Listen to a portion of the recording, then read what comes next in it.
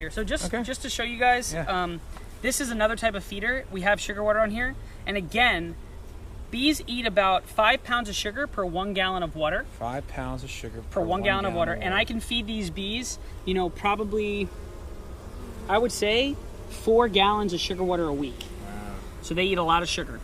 And what they're doing here is, you'll notice they're coming down here, they're sticking their tongues in the water, and they're just drinking up water and going back down into the hive. Wow. Again, this hive is very small, which is why we're feeding it.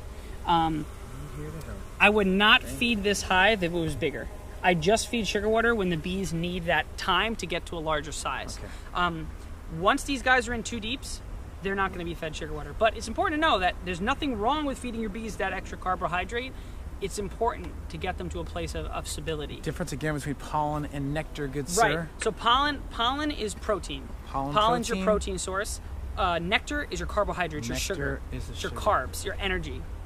So bees need pollen and they need nectar, and they also need honey, and they also eat what's called bee bread. Bee bread is a fermented pollen and nectar mixture that the bees make inside their hive. Bee beer. Yep, they use the natural occurring yeast in the hive. Wow. So let me close up. Let's go to another bigger hive maybe and see if we can pry that girl open.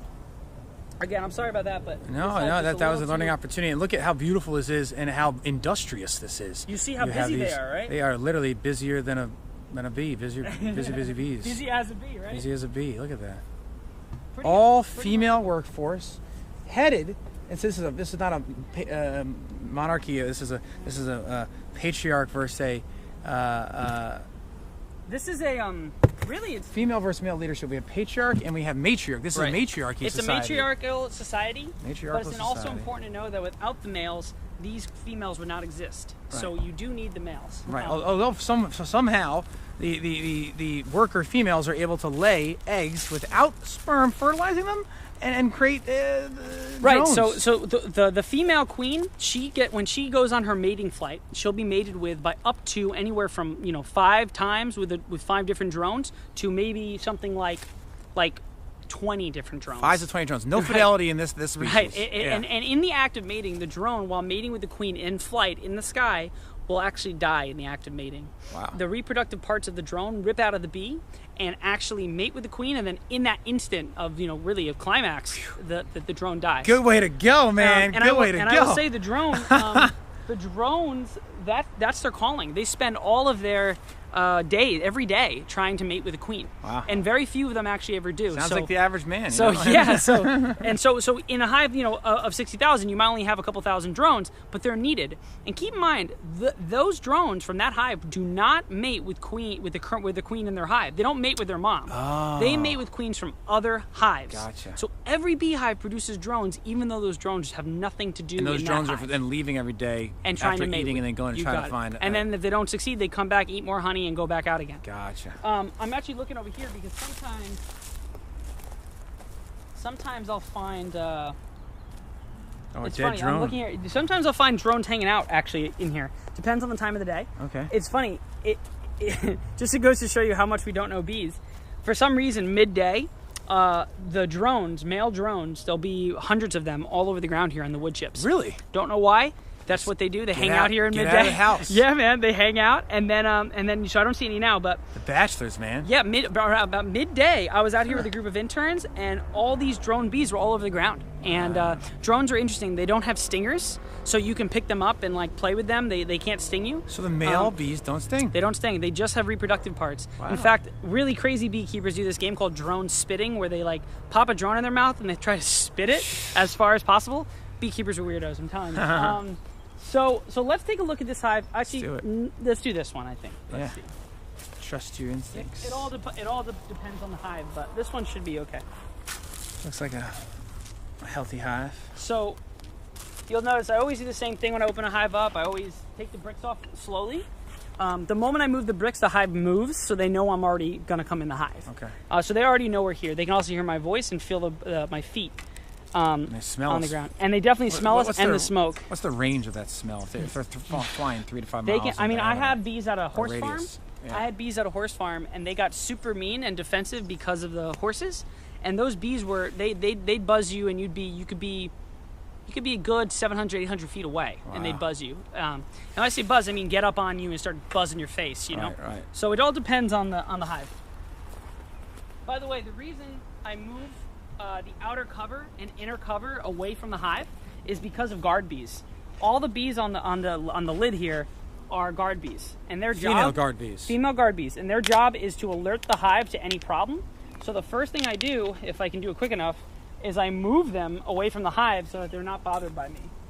Smart. It's throwing the piece of steak to the guard dogs. You got it. Just putting them away so they're not an issue. They don't get worried about me. Yeah. So this is the honey super.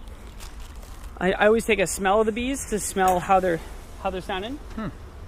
This honey super is decently empty, but the hive, I believe, is pretty good. It just doesn't produce a lot. It's not a big honey producer this year. And again, every hive has different temperament. So. Wow. Thank you. Pollinating our crops. If the bee is to disappear, humanity and all other living organisms have but 4 years left. Albert Einstein advises us. I think we should trust his advice. So I'm going to give them a little smoke. You'll see they will react to it. Not necessarily in a negative way, though. They're just going to go back down in the hive. Yeah. So I'm going to just pull out some frames I'd like to. So this is a deep box, so you're going to see a little bit of a different looking frame than what you've seen. And the deep boxes are what the bees live in. This is their home. This is their living quarters, their eggs, their brood, their nectar. This is their space, so we like to be very cautious of that and conscious of that as we enter in here. Darker. If you take a look here, you'll notice there's a lot of nectar, and if you guys see in there, that is a mix of both pollen and bee bread. So I want to show you the bee bread. So up there where you're first looking, this is all pollen in there. You'll see it. The lighter color. The lighter yellow. And then down here, the more orangey stuff is all fermented bee bread. That's amazing. In there. Yeast. It's the bee yeast. beer. It's bee beer, exactly. And then farther down at the bottom of this frame, right over here, Yeah. that's all nectar. Yep. You can see the sheen of the liquid. Look at the shiny. Yeah. Wow. So that's a good thing. Now here is a drone. That guy right there. Oh, look at the wings. With the big old eyes there. Yeah, and the wings are more protruded, yep, or no? Yep, a little bit more protruded, and the rounded butt. See his big eyes kind of connected, the rounded butt? That's a male. And he's just hanging. He's trying to figure out what he's doing for the rest of the day. Right there, yeah, you see him? That's him. That's him right there. And he's a male, so he's a small minority in this hive. But his job, yep, you got a good shot on there. It's like being a teacher in a school. You got it. His job, all day. Which is a good thing. His job is to mate with queens from the hive. He's back in the hive now, though, because it's past mating time. It's late in the day, so he's not out there mating with any queens right now. But tomorrow morning, he'll be back out there looking for a queen to mate with. They call that the chase of the sun. The mission of, what is it? People, I actually don't know the phrase they use for it. I know it's called the drone layer. Is the area that they mate in. The drone layer is a space in the sky that all the drones know exists instinctually. Huh. And the queen bees will fly up there and release a pheromone. And that pheromone is what will attract... It's in the troposphere part of the atmosphere? Probably. It has to be troposphere. It's semi-low. It's a couple hundred feet above the hives, I think. It's troposphere. Yeah. It's not super far up. It's not like ionosphere or exosphere. Yeah. It's not too high. That's amazing. They just instinctually know. Is that another male? That right there is another male. Yep, nice. Got it. That's a drone. See, I've been paying attention. Now, if you look in there really closely in those cells, you're going to see some larvae. See those white larvae in there? Yeah, I got to move my... Look at this shit. Yeah, it's good to have in the sun here. I put it up like that. I think we can... Yep, take a look in closer. You guys may be able to see the larvae in there. Maybe rotate, maybe around here? Yeah. Keep on rotating. Tell me when you're ready. I think that's good, right? I don't see that. Yeah. So you'll see the male bee there, or the bees. Below them in those cells are larvae. They're little grubs. They're white, look like kind of like worms a little bit. Yeah. And it's hard. It is very hard to see, and I apologize if you guys can't see it. But obviously, Google bee larva. You'll see the larva. They go through 4 stages. They have egg, larva, oh wow! There's hundreds of them. Yeah, they're all in there. Jeez, it's almost like. I'm gonna turn my flashlight real quick. Yeah, definitely worth trying to see if you can flash them and see. And again, notice how quiet the bees are. These are calm bees. These are bees that aren't super angry that we're in here. We're treating them right, you know. If you can see. Got some light. Is that on? I don't know if that's on. Flashlight's on. Yeah, maybe. I think you'll be able to see in this video. It's tough to see. But they are, yeah, they're sort of little. Everywhere you look, you'll see the larvae, little right? suckers everywhere, and you see ones that are like just then. Some are small and some are much larger. Some are about to hatch. That's amazing. And even smaller, which are really hard for new people to see, are the eggs. And I can show you, Alex. You can see the eggs in here. See if I can just point them out to you in an easy way. Nice and easy. So if you look, it's tough to say. All these cells here have little white, what look like little grains of rice in the bottom. Yep, see them. Those are the eggs. Almost looks translucent. They're very hard to see. But you see them down there, right? Stuck to the bottom. They're tiny. Well, maybe I don't actually. They're probably like 1/3 the size of I'd say less than a quarter the size of a grain of rice. So they're really small. Whitish? Yep, they're white. Yeah, I see them then. They're so small. Wow. And most beekeepers take a long time to be able to see them because of it's really hard to identify them. Huh. So anyways, this frame's full of eggs. I'm gonna keep going through though because I'd like to see if I can find the queen. Finding queens though is hard because you're trying to find a needle in a stack of needles, right? You're trying to find a very specific bee. Yeah. Out of a hive of for what is here is about 40,000 bees. You're trying to find a queen, and she is not always the easiest to find. Longer, She's extended longer. abdomen. Yep, she's a longer butt. Darker. Yep, she's a longer butt, sometimes darker. So again, what you'll see here in this hive now is an interesting thing to show you guys. Easy to see. All of this here is brood or pupa. So you see how it's all capped over with this brown wax? Mm-hmm. That's all third stage metamorphosis. So for after bees. it goes from the little larva, they said, okay, we need to cap this. Yep, to to let pupa. it fully pupate. It's like a cocoon, as you said before. Yeah. So these are all brood or pupa. In the middle here is either nectar, pollen, or eggs. I'm noticing. And what's that external structure? that right there is a queen cell or a future queen cell. Oh. It's called a queen cup. So, and to point that out, that's it right there. Yep, you got it. That little wart-looking thing is a queen cup, which it could be a queen cell if they need it one day. Oh, okay. So that's all brood. The bulging brood here is drone. So the things that are like kind of like little baseballs, the ones that those right there, those are drone. So that's the males. While all the normal ones are female. Wow. So put this back in. Just looking to see if I see the queen. She is the queen. So keep in mind, I have 20 hives. Means I pretty much have 20 queens. All right. So it's at any given moment, sometimes you have hives that don't have queens, this and that.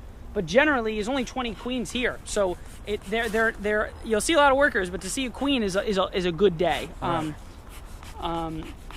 But and every queen looks different. Some are very big, and some are very, very, very modest. You don't really. It's very hard to tell the difference sometimes. Some beekeepers like to paint their queens. They put a little drop of paint on their back. I don't do that because I don't like paint at all. Not necessarily really natural. Right. So I don't like to have that in my hive. So let me step back. I can tell the bees are getting a little bit more afraid of us. So we're going to step back a little bit. We're here to help. Just learning about you for the future of humanity. So again, you're going to see a lot of brood there. You see all those brood, brown caps? A lot of worker. It's all brown. Drone brood. Yep. And those are all female workers on there. I don't see any drones. I don't see any queen. Let me turn it this way and see if we can see the queen. Show yourself. She could be anywhere in this hive too, but you'll see all that brood. She's laid eggs. Those are all eggs that she's laid. All from her. Wow. That's all from her. She lays hundreds, if not thousands, of eggs in a single day. Wow. You see all those? Those are all.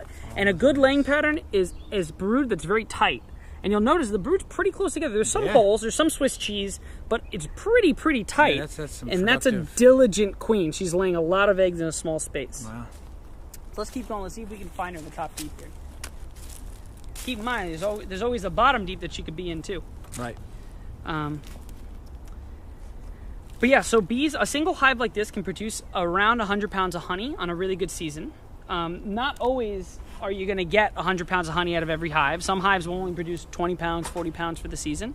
But generally, I'm looking at probably right around 1,000 pounds of honey this year or 1,500 pounds of honey. Okay. Because we have so many beehives. Found her. Yep. Maybe. Let's see. Drone. That's a drone. Oh, it's a drone. They always get you, right? They're big. It's a fat drone. Yeah. It's like almost like a different species, like somewhat of a bumblebee. Keep in mind, all of these bees here are sisters, but they all have different sperm. So the queen, it's the same queen genetics, but the reason some of these bees are different colors, different shapes, different sizes, different drone looks, different fathers. Different fathers. You got it. So they're all sisters. the different flowers. You can see really good pollen there, that yellow stuff in that look cells. at that. So go right to the right there. That's the brood. Keep going over.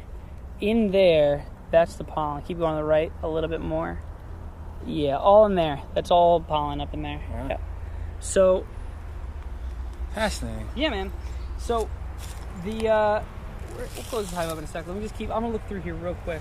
If not, you know what? We can go back to the first hive we looked at because that one's really small. We'll find the queen in there. Okay. I closed them up because I didn't want to get too much in their stuff today. And the reason I'm giving these girls so much smoke is because they've been open for a while. Okay. So I like to make sure it doesn't wear off. And again, I normally open the bees up for only 10 to 15 minutes, but sometimes when you're teaching, you open them up for longer. Right. A lot of brood again. That's all brood. Those are all eggs. A typical worker bee can live for about 120 to 152 days. 120 to 152 depending on the season. 30. Yep. We're talking 4 months plus, around 4 months. Obviously, they don't always live that long. Sometimes they'll have issues. You know, someone will die. Someone will have It's a typical get worker eaten by female. get eaten by a bird or frog or something. Get rained on. Easy, we're here to help. Be nice. I see these girls are not so happy anymore. Relax. Yeah, let me close these girls up. We'll go to the other hive. Okay. But yeah, so sometimes the girls get pissed, and when you leave the hive open too long, that's a good time for them to do that. So do you have other questions on bees? I'm sorry I got a little No, distracted. this is great. I feel like I'm just listening to all the information and I'm sure our viewers will truly appreciate the extensive. Oh, dude, I'm almost happy like, to teach. Yeah, this is great. So let me talk. I can talk to you guys a little bit about getting started with beehives. I highly recommend it. It's an easy thing to do. And it isn't too much work. It does cost a little bit of money to start.